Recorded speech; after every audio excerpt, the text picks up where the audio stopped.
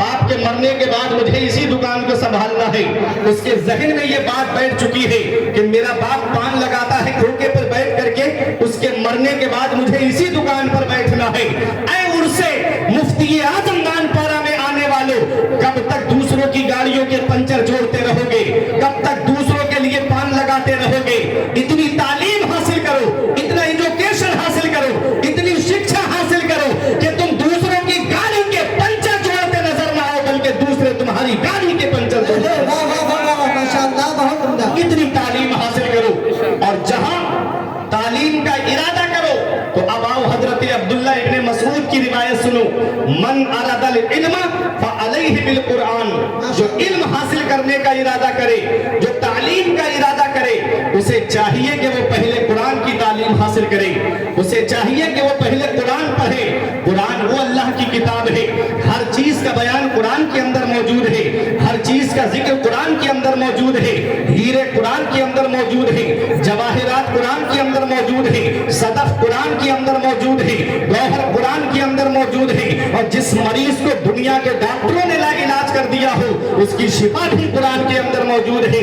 آؤ آپ کہو گے مولانا کوئی دلیل ہے تمہارے پاس میں کہ ہر چیز کا جواب قرآن کے اندر موجود ہے؟ تو آؤ میں امام غزالی کی ایک روایت آپ کو سناتا ہوں۔ آل رسول بیٹھے ہوئے ہیں، نبی رگان مفتی اعظم نانپارہ بیٹھے ہوئے ہیں، ان علماء کرام ذی صلاحیت ذی اساتذہ بہرائچ منبر نور پہ تشریف فرما ہے، تمام کی موجودگی میں بول رہا ہوں۔ امام غزالی کے پاس ایک غیر مسلم آتا ہے، غور سے سننا، مسلمان نہیں بلکہ غیر مسلم آ کے کہتا ہے، اے امام غزالی آپ کے قرآن میں ایک دعویٰ کیا گیا ہے کہ ہر چیز کا بیان قرآن کے اندر موجود ہے، وَلَا رَطْبٍ وَلَا يَابِسٍ إِلَّا فِي كِتَابٍ مُبِينٍ، کوئی خشک تر چیز ایسی نہیں ہے جس کا ذکر قرآن کے اندر موجود نہ ہو، ہر چیز کا بیان قرآن کے اندر موجود ہے۔ امام غزالی فرماتے ہیں بے شک میرے خدا کا فرمان حق ہے، ہر چیز کا بیان قرآن کے اندر ہے۔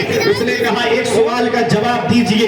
امام غزالی فرماتے ہیں پوچھ۔ اس نے کہا حضرت آپ کے قرآن میں آیا ہے کہ ہر چیز آسمان میں تیر رہی ہے، قرآن میں ستاروں کی چال کا ذکر ہے، آسمان میں جو ستارے چل رہے ہیں ان ستاروں کی چال کا ذکر قرآن کے اندر موجود ہے۔ اب ستارے جو آسمان میں چلتے ہیں وہ دو انداز میں چلتے ہیں، دو طریقے سے چلتے ہیں، ایک سیدھی چال چلتے ہیں، دوسرے الٹی چال چلتے ہیں، ایک مثبت انداز میں چلتے ہیں، دوسرے منفی انداز میں چلتے ہیں، ایک سیدھی چال چلتے ہیں، دوسرے الٹی چال چلتے ہیں۔ تو وہ غیر مسلم امام غزالی سے کہتا ہے کہ مجھے سیدھی چال کا ذکر قرآن میں مل گیا لیکن الٹی چال کا ذکر قرآن میں نہیں ملا ہے۔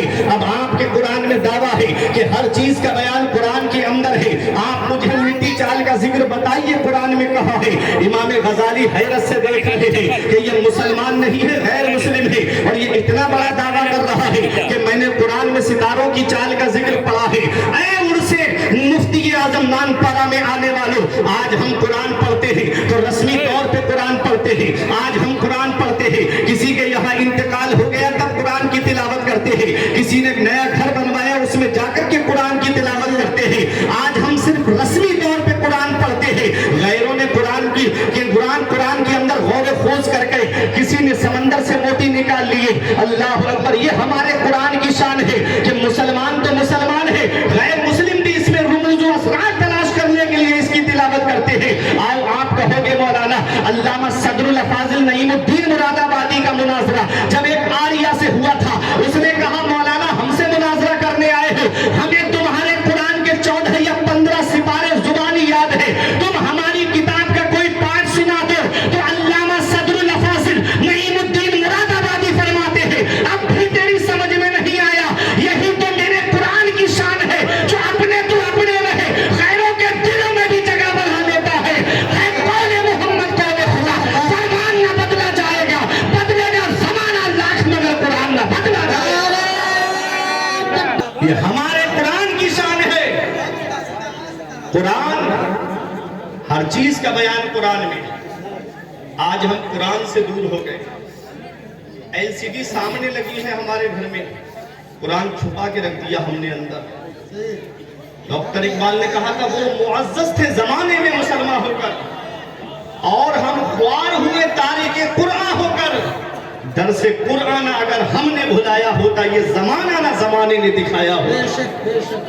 آج ہم قرآن کی تعلیم سے دور ہو گئے, اپنے اندر چھپا کے رکھ دیا, اور آج ایل سی ڈی گھر میں سامنے چل رہی ہے, وہی فلموں کی باتیں, گانے, الیکشن کی باتیں, سیاست کی باتیں.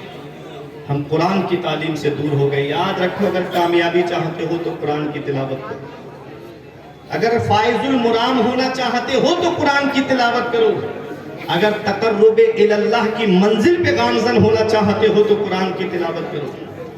قرآن ہے کیا؟ امام غزالی فرماتے ہیں, تو نے قرآن میں جو ستاروں کی چال کا ذکر پڑھا ہے کون سی آیت میں پڑھا؟ توجہ ہے آپ کی؟ ایک جملہ مس نہیں ہونا چاہیے. ایسی بات بیان کرنے جا رہا ہوں, یہ علماء اپنی دعاؤں سے نوازیں گے. امام غزالی فرماتے کون سی آیت میں تو نے پڑھا ستاروں کی چال کا ذکر؟ اس نے کہا سورہ یاسین شریف میں نے پڑھا, کل فی فلک یسبحون, ہر چیز آسمان میں تیر رہی ہے, ہر چیز آسمان میں چل رہی ہے. تو ستاروں کی چال کا بھی ذکر ہے. اب ستارے جو چل رہے ہیں وہ سیدھی چال چل رہے ہیں, الٹی چال کا ذکر آپ بتاؤ. امام غزالی مسکرا کے فرماتے ہیں تھوڑا اور کر لیتا تو ستاروں کی الٹی چال کا بھی ذکر مل جاتا. تھوڑا اور غور کر لیتا. آج سمجھائیے. فرمایا کون سی آیت؟ کہا کل فی فلک. توجہ علماء کی, کل فی فلک. کل میں پہلا حرف کاف ہے, دوسرا حرف لام ہے, ملا کے ہوا کل. اب فی میں پہلا حرف فا ہے, عارف ہے, دوسرا حرف یا ہے, ملا کے ہوا فی. کل فی. اب فلک میں پہلا حرف فا ہے, دوسرا حرف لام ہے, تیسرا حرف کاف ہے, ملا کے ہوا فلک. کل فی فلک. اب الٹی طرف سے آپ اس کو پڑھیے گا. فلک میں آخری حرف فا ہے, بیچ والا حرف لام ہے, ملا آخری حرف کاف ہے, اور بیچ والا حرف لام ہے, ملا کے ہوا کل. اب فلک کا بچا فا, ادھر فی کا بچا یا, ملا کے ہو گیا فی, ہو گیا کلن فی. اب فی کا فا اور ادھر لفظ کل ہے, اور کل میں پہلا حرف کاف, آخری حرف لام. اسے الٹا کریں گے تو فی کا فا اور بیچ والا حرف لام ہے اور آخری حرف کاف ہے, ملا کے ہوا فلک. سیدھی طرف سے پڑھو گے تب بھی کلن فی فلک ہے, اور الٹی طرف سے پڑھو گے تب بھی کلن فی فلک ہے. امام غزالی فرماتے ہیں سیدھی طرف سے پڑھو گے تو سیدھی چال کا ذکر مراد ہے, اور الٹی طرف سے پڑھو گے تو ستاروں کی الٹی چال کا ذکر. سیدھی طرف سے بھی کلن فی فلک اور الٹی طرف سے بھی کلن فی فلک. امام غزالی فرماتے ہیں سیدھی طرف سے پڑھو گے تو ستاروں کی سیدھی چال کا ذکر مراد ہے, اور الٹی طرف سے پڑھو گے تو ستاروں کی الٹی چال کا ذکر مراد ہے. ہر چیز قرآن کے اندر ہے, ہر چیز کا بیان قرآن کے اندر ہے.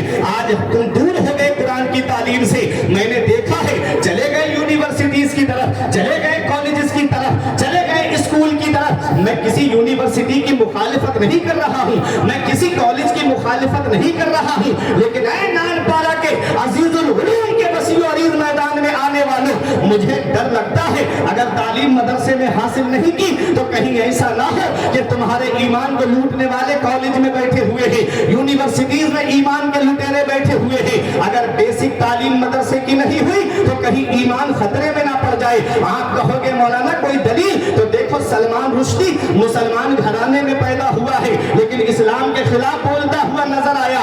تم نے دیکھا نہیں تسلیمہ نسرین مسلم گھرانے میں پیدا ہوئی لیکن بیسک تعلیم دینی تعلیم نہیں ہے, اس نے اسلام کے